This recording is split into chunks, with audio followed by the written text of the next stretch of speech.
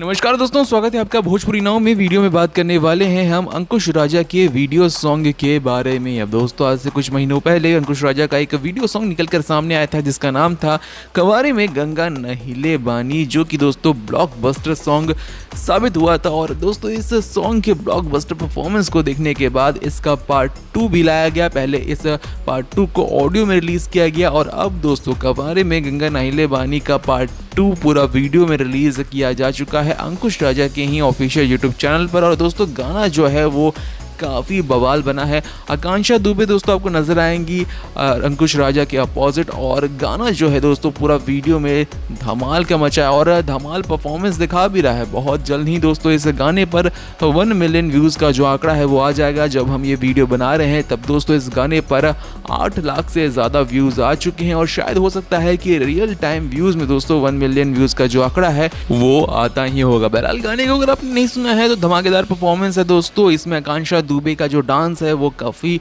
कमाल का है और जो अंकुश राजा का परफॉर्मेंस है हर बार की तरह वो भी दोस्तों धमाल मचा रहा है। तो इस गाने को एक बार ज़रूर सुने। बहरहाल, अगर आपने गाने को सुन लिया है अगर तो आपको गाना कैसा लगा कमेंट सेक्शन में लिखना ना भूले। मिलते हैं आपसे दूसरे वीडियो में, तब तक के लिए देखते रहें भोजपुरी नाउ।